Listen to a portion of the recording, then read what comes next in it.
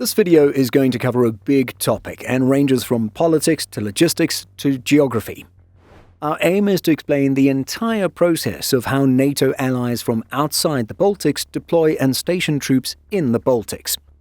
Taking Canada's deployment to Latvia as an example, we'll go over the political negotiations that take place in advance of the deployment, and then the logistics of actually getting forces and their equipment in theatre. We may not be able to cover every detail as some things are confidential, but consider this a broad overview and a collection of open source information. So, let's get started. So, where to begin? Well, it all begins in the political realm with world leaders. Discussions to convince countries and their leaders to send forces to the Baltics will take place behind closed doors. We imagine that negotiations and discussions happen over an extended period of time between NATO officials and the prospective contributing country. Then we quite often see announcements of some sort of commitment or deployment taking place at high-level international meetings such as NATO summits. For example, in 2016, Canada announced at the NATO summit in Warsaw that it would deploy at least 450 soldiers to Latvia, becoming one of 4 framework nations in a 4,000-person high-readiness multinational brigade. The Canadian example is an interesting one because prior to the announcement, many discussions at NATO involved France becoming a framework nation for a multinational deterrence force. France would have joined the US, the UK and Germany on the alliance's eastern flank as a leading country. However, an article by CBC states, "The idea of Canada taking the lead only emerged as it became clear the French military was becoming increasingly stretched, both at home and abroad, following repeated domestic attacks." The article goes on to say that discussions took place among the military but quickly elevated to the diplomatic level where both the US and UK turned to Canada to head up the 4th Battalion. We should note that in later years, France would step up and lead the multinational battle group in Romania, in addition to providing troops to battle groups in Estonia and, at one point, Lithuania.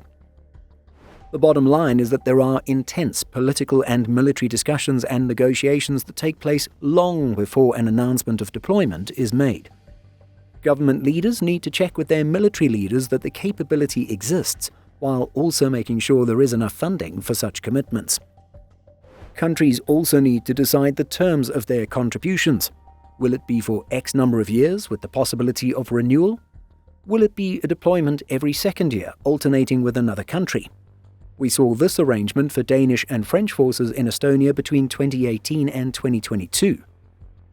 It could also be a swapping of countries every 6 months, as has been more recently arranged with Swedish and Danish troops in Latvia.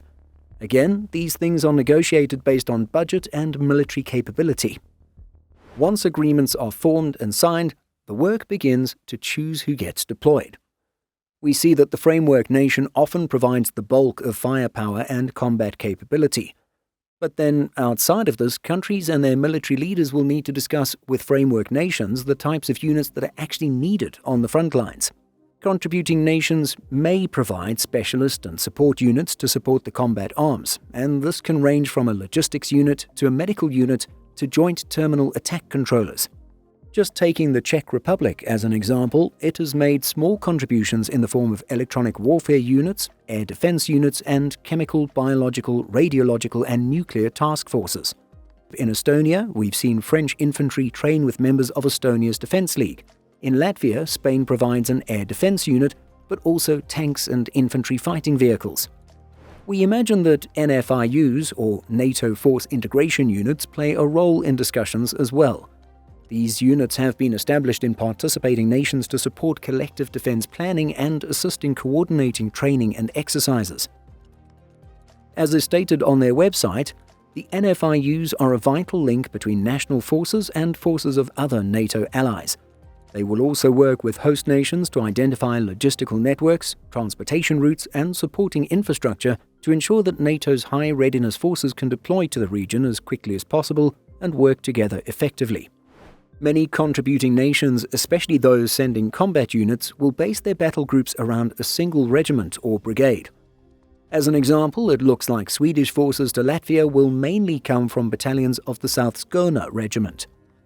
Danish deployments have largely seen soldiers coming from the Guard Hussar Regiment and Jutland Dragoon Regiment. Norwegian forces have come from its Brigade Nord. In Estonia, British battle groups have been based on units like the Mercian Regiment, Royal Dragoon Guards, the Rifles Infantry Regiment, and more. These mainly come from the UK's 12th Armoured Brigade Combat Team. Whether providing combat units or service and support, the contributing force will have a lot of work to do to prepare, just like any other international deployment. While a lot of training will take place in theatre, troops will also be training at home in advance of their deployments as well. The video you see here shows soldiers from Spain's Guzmán el Bueno 10 Brigade training in advance of their deployment to Latvia. But there's a lot of preparation on the side of the host nation as well. As it relates to this channel's Baltic focus, host nations are Estonia, Latvia, and Lithuania. Now, the host nation isn't always the one doing the work, and this may involve input and/or resources from the incoming military.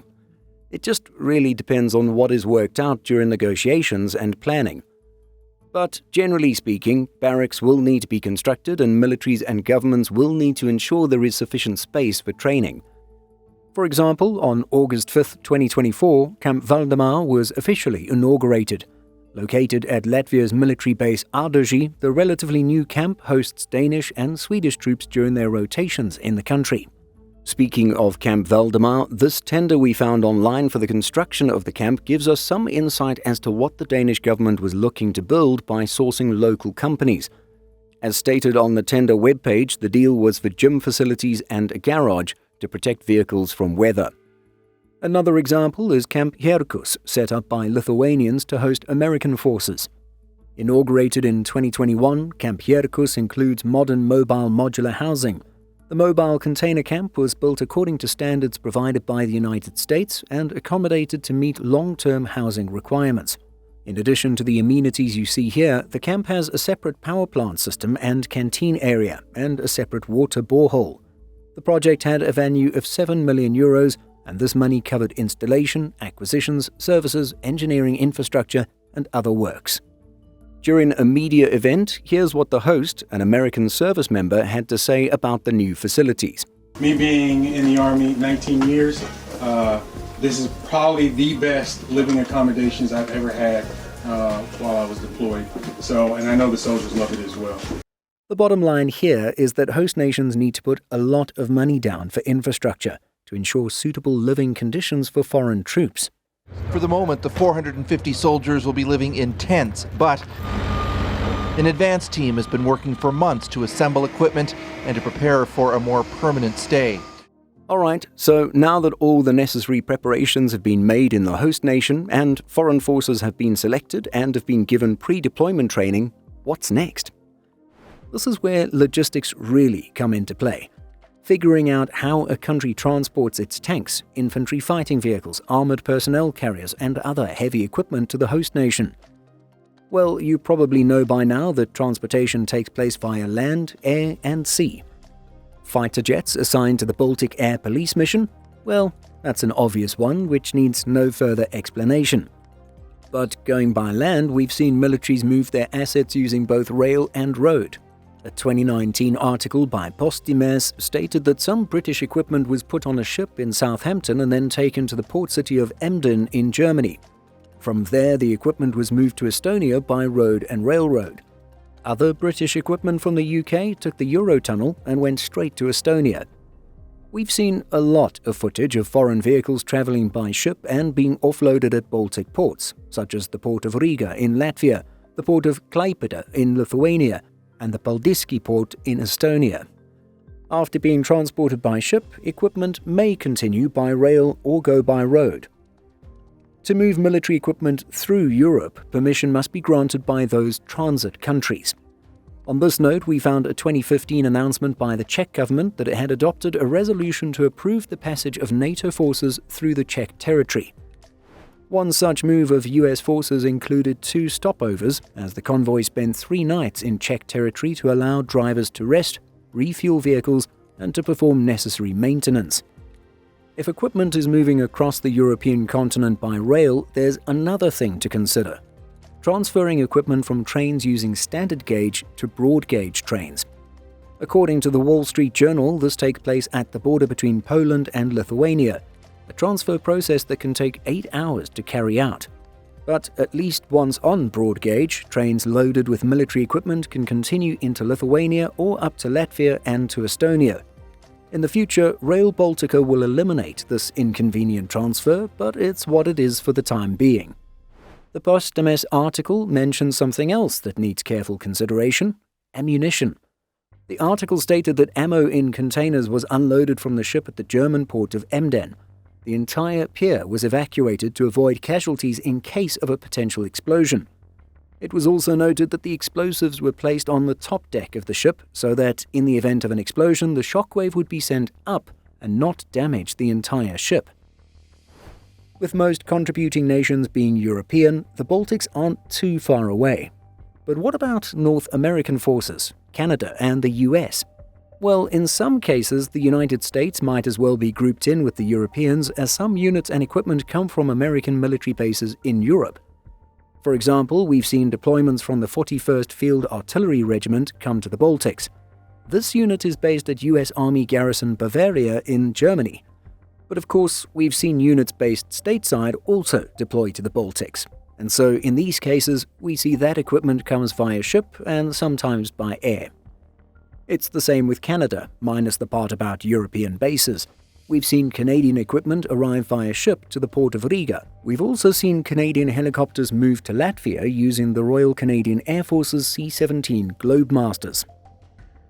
When it comes to the bulk of soldiers rotating in and out, they'll travel using either military air transport or commercial aircraft chartered by the military. We can see from public videos that the French have sent troops using their larger Air Force aircraft in the past. Some Swedish troops have gotten a lift from American C-17s, and Germans with the A400 and A330 MRTT. Video also shows that commercial airline SAS was chartered to move Norwegian troops to Lithuania. We can also see that Danish troops have traveled using Polish charter airline Enter Air, and Dutch troops flying via Turkish/Dutch charter airline Corendon. Basically, as you can see, there's no one standard airline or aircraft type. While you're not likely to see a regular Air Baltic or Lufthansa flight full of soldiers moving through passenger airport terminals and gates with the rest of us, we do see individual or small groups of service members traveling like this from time to time. Then, once in theatre, it's all about training and exercises. Some fun and games do take place, of course, like this Czech obstacle course in Lithuania and the annual exercise Iron Spear in Latvia, which is a competition of tank and IFV crews from NATO units stationed in the Baltics. Mackerel in tomato sauce? Yes. Okay. Yes, I like too. I'm not trying fish. No way, I'm not eating fish. The mackerel is really good. Once 6 months or so have passed, it's on to the next rotation. But there you go, that's everything we could think to explain in the process of getting foreign forces deployed to NATO multinational units in the Baltics. It's a lot of work, especially when you think that part of this process repeats every 6 months with rotating troops. However, the process does provide valuable training and experience for logistics units when it comes to rapid deployment and all of the planning required. What do you think of all of this?